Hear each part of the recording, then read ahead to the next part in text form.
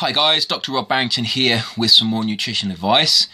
I've had a question from one of my blog readers, and the question was, is red wine really a fat loss food? I've talked about red wine being a good food. It's a healthy food. It certainly can be incorporated as part of a high quality diet, but I have said in the past that red wine can cause fat loss.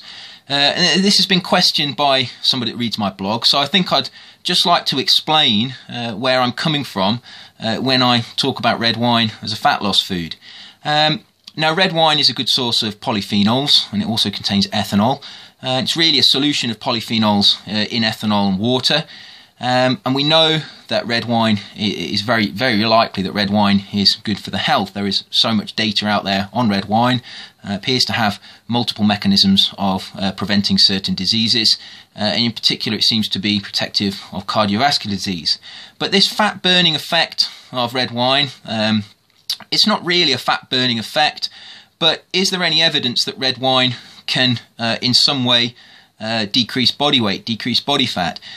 Well, if we look at epidemiology, what we find is that those people who consume more alcohol tend to have lower body weights. Now, we're not talking about people who are alcoholics. We're talking about people who drink moderately. The people who have the highest intake of alcohol tend to have the lowest body weights. And there have been a number of mechanisms speculated as to why this might be.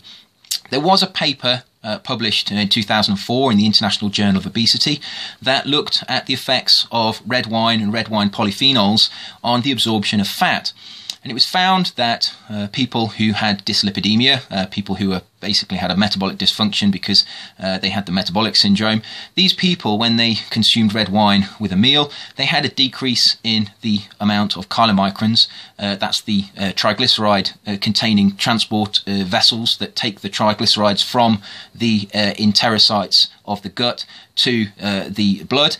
There was a decrease in these chylomicrons, which indicated that less fat had been absorbed. Now, when the authors also used polyphenol extracts, so not red wine, but just the polyphenols from the red wine, they found the same effect. So there is evidence that polyphenols may inhibit the absorption of fat. Now, this is interesting because possibly one way that alcohol is able to decrease body weight. Perhaps alcohol, red wine, or both are able to decrease fat absorption. But the fact that the polyphenols in the extract were able to inhibit fat absorption on their own suggests that it was the polyphenol fraction and not the ethanol fraction. So I think we can conclude from this that there is some evidence that polyphenols in red wine inhibit fat absorption.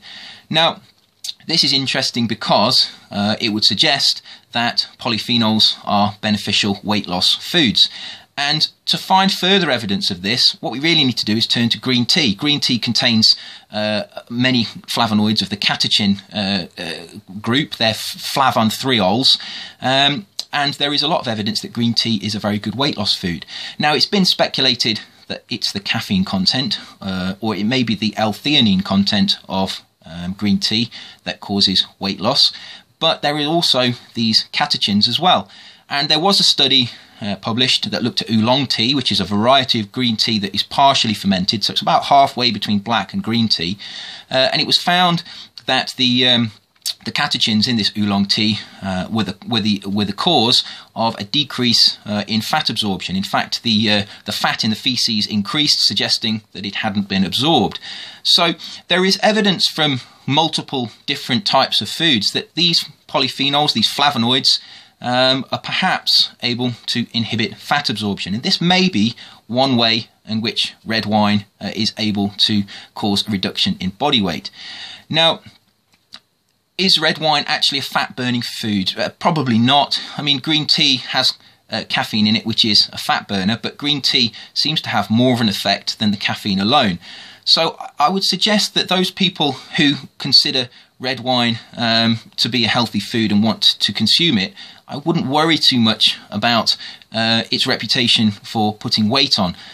Certainly, I think it's a healthy enough food that it won't cause you to get fat if you drink it regularly. Certainly, there's enough evidence in the epidemiological nutritional literature about people in the Mediterranean area and Sicily that drink lots and lots of red wine. They drink it all the way through their lives, and they're very, very healthy. They're not fat. They haven't put on extra weight. It's not really a fat-burning food. I wouldn't say that if you drink more red wine you'll lose body weight, but certainly there's evidence that it has very small, subtle effects on energy metabolism that may tip the balance in favour of not actually causing excess body fat accumulation. It may actually be helpful. So I think the take-home message from this is you have to look at red wine as a healthy food. Certainly it doesn't, I see no evidence that it causes people to get fat. It does have very good cardiovascular benefits, and if you incorporate it as part of a healthy diet, I really don't see it causing any detrimental effects in terms of adiposity. I don't see it causing any ill effects, unless of course you drink too much of it, in which case it can cause damage to the liver. So go out, enjoy your red wine. I always say this, whenever you drink red wine, drink it socially. Humans are social animals. They like to interact socially. A glass of wine, unwind in the evening, and don't worry too much about it making you fat, because there is very good evidence that red wine may actually be a food that can keep you slim.